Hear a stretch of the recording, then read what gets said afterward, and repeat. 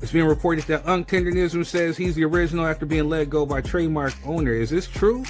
Can y'all research this and find out? If not, he started his own Instagram page and everything, calling him original Mr. Tendernism. So I wonder what this may entail. But hey, will this be the end of Destination Smokehouse? We shall see. Moving on. Nah, yeah, that's crazy. And yes, Tendernism, man, he did start his own page. And yes, I forgot the dude's name from Destination Smokehouse, but they did try to what's going on, Mr. Coleman? They did try to get the rights to Tendernism. Right. They absolutely did. So, you know, I don't always downfall on nobody's business, but when you do shady business, you know what I mean, you deserve what you got coming, man. So it's been confirmed, like. Well, the story about them trademarking the name had came out weeks ago. Yeah, I seen that. Yeah, that was weeks ago. You know what I mean? Which is already shady enough, and just based off of you know, the tonality of Unc's video, it kind of seems like there's some infighting going on. You know, so I don't know how serious it is, but you know, if you it went from we all in this together to I'm the only and the original. You know what I mean? That's a statement. Yeah. True. That's a statement. So I'm not surprised. I'm not even. I'm not surprised. Why aren't you surprised, man?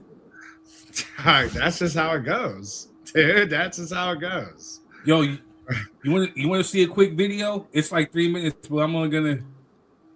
Right. It's in relation to this. Oh, let's run it. What we got? Unc was known across America for the most tender meat ever cooked. No fork, no knife, just gravity. And that bitch melt off the bone. We gonna call it the melterism. Yo, it started as a word, but turned into a movement. They called it melterism. When the meat don't break, it's surrender. The melt ain't a mistake, it's a belief system. What's good? It's your boy Lee Keith. I'm with Unc. I'm about to try this melterism. Go on, nephew. Here we go. Let's see what this about. This is good. This is real good. 5 out of 5. 5 out of 5. This is not hype. This is real good food, man. Melterism, baby. Yeah, that's fire. Hey, Unc. Got something for you. Ha! Let's hear it, nephew. Nah, Unc had to dip real quick. Content stuff, meetings, all that famous guy mess. Huh? He was just right here, though. You can just give that to me. I'll make sure he get it. Man, nah, for real, though. Make sure Unc get this. Of course. You remember that coffee shop we gave to Unc? He flipped it into a barbecue spot. He went viral, like viral. Lines out the door, influencers, celebrities. We're one of the hottest spots in the country. If Unc made that go viral, I can make it 10 times bigger. This ain't just food, it's an experience. History, flavor, tradition. We take the culture people love and package it right. I'm the face now.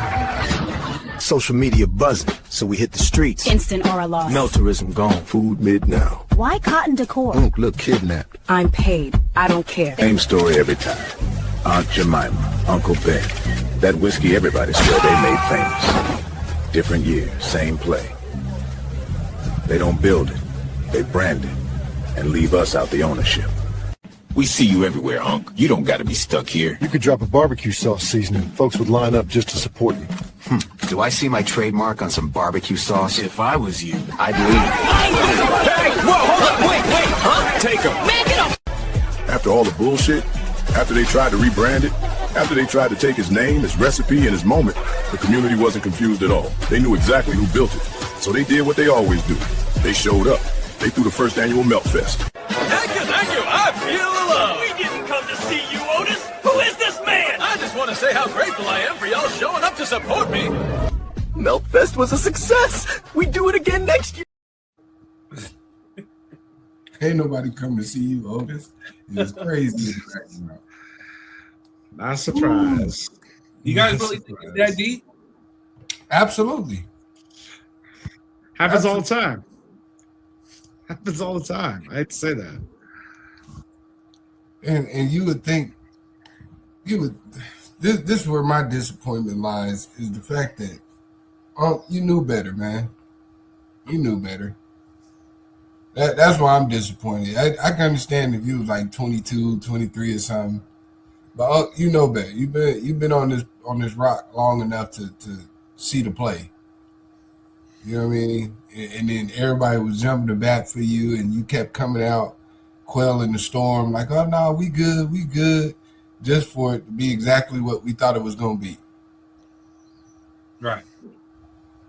That's why I'm disappointed. I'm still going to support my brother. Right, man. My only beef with him, right, literally, is that, when these questions were coming up, when the accusations were coming up, and they put the microphone to him, he never really had anything prevalent to say.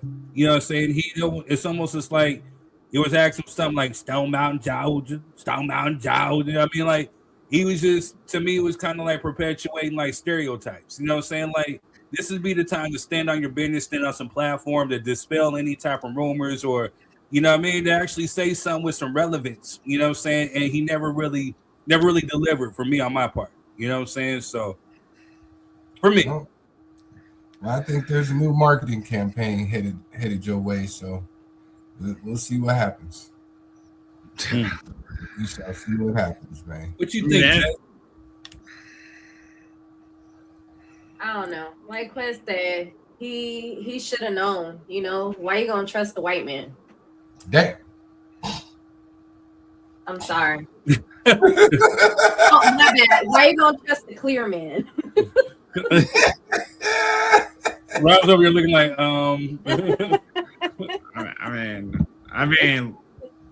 I don't think it has to look. I wouldn't make it a race issue. That's a business issue that happens all the time. I've seen Asians do it. I've seen everybody do it. So it got done to me, and the dude wasn't clear. So it just happens. I mean, the guy put the money in, bought the business. He's trying to market capitalize, and he's going about it the wrong way. But he is trying to capitalize on anything that brings attention to that business. And I'll stand on it as a person who is getting that attention, who owns a business. He better try to capitalize on all of it, but he's going about it the wrong way. So, and every time Brother Man did an interview and they were trying to ask him that, he pushed that to the side. Like, man, he ain't talking about that. We over here cooking, have a good time. Like, he just swept that under the rug, dude. Thank you. Yes. He could have. I didn't like business. Saying? Like he but I gotta kind of go back. It's been happening to us all the time. Why do you think, like I said, Uncle Nearest is a cool drink, but I played on purpose because it's the same thing.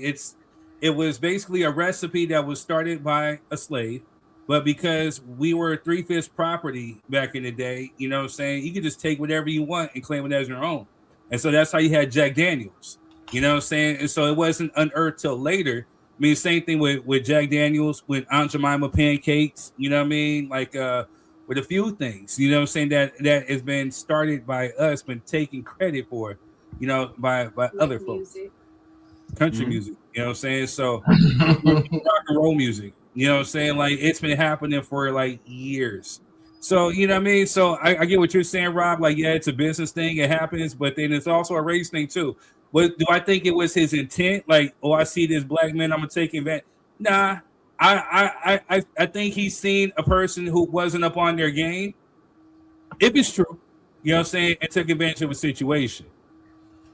Yeah, I don't even think it was that. I think it was more so because if you watch some of the later interviews coming up until recent, right? I think his ego got in the way. Yeah. I think he felt like he built something, even though it was not initially his idea. You was running a coffee shop, my bro.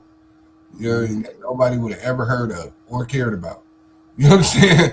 To tell you the truth. And somebody gave you a great idea. And then not only did he give you the idea, but then he essentially became the face of your stuff. And I think he took that to heart. And because you could hear it in the interviews, it was never like super blatant, but he would say little slick shit.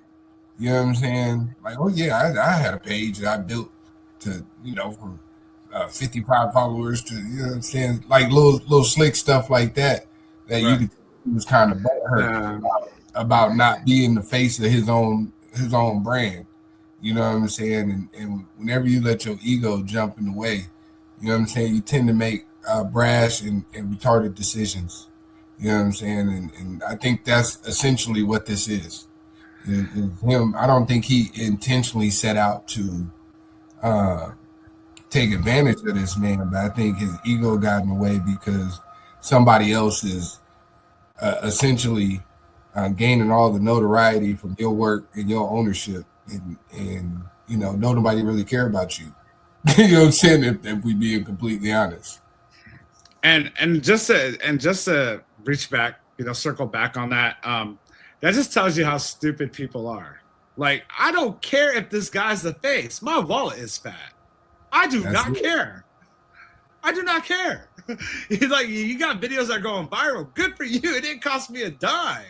And you're bringing people in. Be thankful for that. Like, you know, that makes no sense. You're right, Rob. That was the problem that Suge Knight had. You know, Death Row was a lot more successful when Suge Knight was in the background. When you didn't see him in the magazine covers and the front pages, anything. When he was just like a silent partner.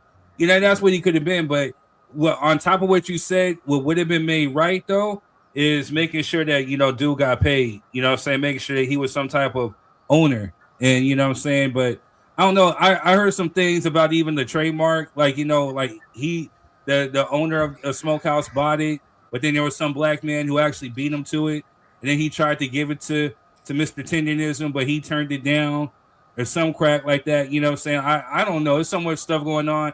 I think it calls for me to investigate myself. Yeah. I mean, honestly, yeah, there's so many conflicting stories going on with that.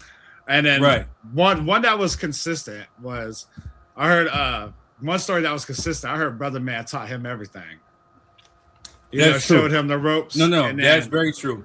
So when I met that cat and back in Hemet, that's what he told me. He told me, like, literally, like, yeah, he came and he showed me techniques. He showed me this, blah, blah, blah.